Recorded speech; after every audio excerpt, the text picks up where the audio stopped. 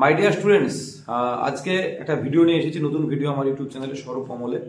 তো উচ্চ মাধ্যমিক পরীক্ষার সামনেই 16ই ফেব্রুয়ারি এবছর পরীক্ষা এগিয়ে এসেছে। তো আমি সবসময় পুরো টেক্সট পড়ার পক্ষপাতী।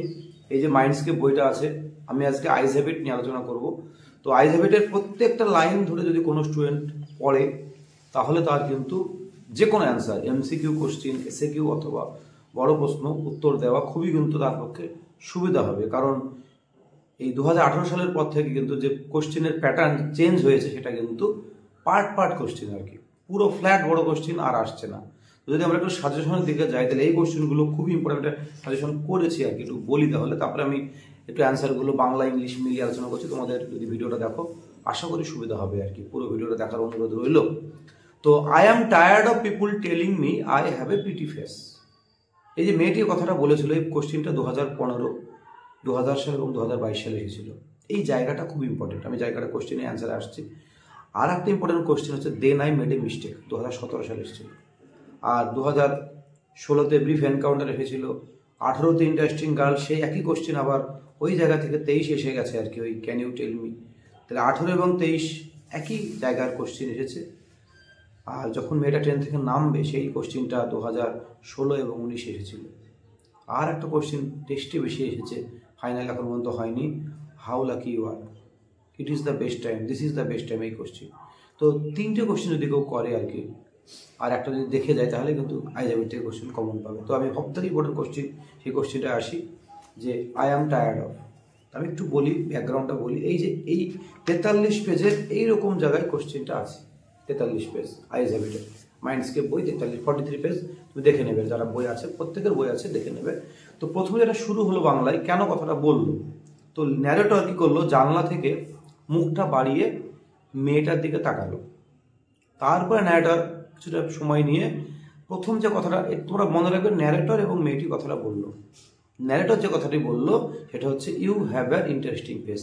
এখন প্রশ্নটা যদি মনে করি ঘুরিয়ে দেবো তাহলে এই লাইনটা দিয়েও প্রশ্ন আসতে পারে, you have an interesting face. Narrator এই কথাটা বললো you have an interesting face. তখন যদি এই প্রশ্নটাই আসে তাহলে কি লিখতে হবে, the narrator said this to the girl in the short story eyes have it composed by Ruskin Bond. এইবার ন্যারেটরের এই কথাটা ন্যারেটর জানতো যে এটা একটা সেফ রিমার্ক, কারণ ন্যারেটর এও জানতো যে few girls can resist flattery, খুব কম মেয়েরা আছে যারা প্রশংসা অপছন্দ করে। এবার যেটা প্রশ্ন আসে প্রত্যেকবার এসে গেছে, এটা হচ্ছে এর উত্তরে মেয়েটা কি করেছিল। ন্যারেটরটা একটা ডেয়ারিং কমেন্ট করলো তার উত্তরে। এখানে প্রথমে মেয়েটি একটু সুন্দর pleasant, laughed pleasantly, a clear ringing লাফ। তুমি বই লাইনে লিখবে একদম যেটা বই লেখা আছে এক্স্যাক্টলি।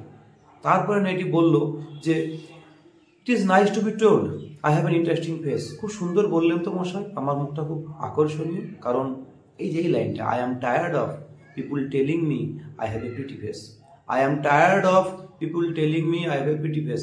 আমি এটা শুনলে ক্লান্ত হয়ে গেছে যে আমার মুখটা সুন্দর, এইটা মেয়েটি বলেছিল। তো এই প্রশ্ন যদি এটা আসে, কথাটা কে কাকে বললো, তাহলে girl said this to the narrator, কখন বললো, যদি তাহলে এই ন্যারেটর যে কথাটা শুরু করেছিল তার উত্তরে মেয়েটি বললো। না পারলে লিখতে হবে বিটুইন দেয়ার কনভারসেশন লিখতে হবে। তারপরে প্রশ্নটা আসে এর উত্তরে ন্যারেটর কি বলেছিল। এর উত্তরে ন্যারেটর বলেছিল, একটু চুপ করে জেনে গেল ন্যারেটর যে মেয়েটা সত্যিই চোখ সুন্দর, তখন বলল যে an interesting face can also be pretty. তারপরে মেয়েটি আবার কি বললো, তারপরে মেয়েটি আরেকটা লাইন, ইম্পর্টেন্ট লাইন বললো, you are a guarantee of man but where you so serious. এই যে পরপর কথাটা হচ্ছে, ন্যারেটর কথাটা শুরু করলো, তারপরে মেয়েটি বললো, তারপরে ন্যারেটর বললো, আবার মেয়েটি বললো। চারটে কথা আছে, চারটে কথা যদি মন দিয়ে পড়ো, যে কোনো কথা আসলে কে কাকে বলেছে, কখন বলেছে, এইটা একই উত্তর হবে। এবং তার যে নেক্সট পার্ট যে কোশ্চেন থাকবে সেটা ওই কোশ্চেনের থ্রু ধরে তোমাকে বাকিটা লিখতে হবে। আমি আবারও সাম আপ করে দিচ্ছি। জানলা থেকে মুখটা বাড়িয়ে ন্যারেটর বলেছিল you have an interesting face, because narrator knew it was a safe remark, because few girls can resist flattery. In reply the girl laughed pleasantly, a clear ringing laugh. তারপরে মেয়েটি বলল, it is nice to be told I have a pretty face, I am tired of people telling me I have a pretty face. এর উত্তরে narrator বললো, জেনে গেল, oh you have pretty face.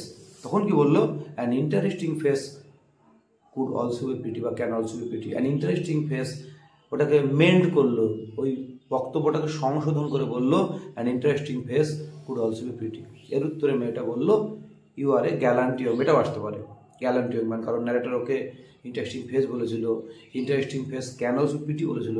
এই কথাগুলো একটা আননোন মেয়েকে বলা যথেষ্ট সাহস দরকার, এই জন্য মেয়েটি গ্যালান্ট ইয়ং ম্যান বলে ওকে কথা বলেছিল। ঠিক আছে, এই কোশ্চিন, এই কথা কোশ্চিন মনে রাখবেন। এইরকম কোশ্চিন কে কাকে বললো, কখন বললো, কেন বললো, এইরকম প্রশ্ন খুব ইম্পর্টেন্ট প্রশ্ন মনে রাখবে।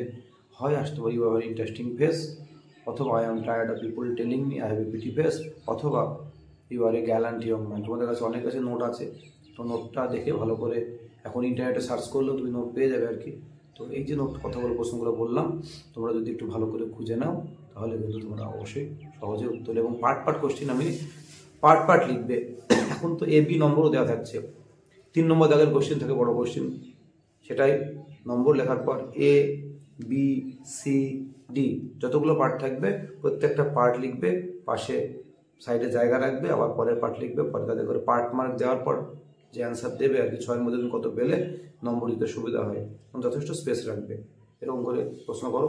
আমি আইসিএবির আর পরের ভিডিওতে আর 2টো প্রশ্ন নিয়ে আমি আলোচনা করব। আমার চ্যানেলটা সাবস্ক্রাইব করে এরকম ভিডিও পাওয়ার জন্য। Thank you very much, thank you.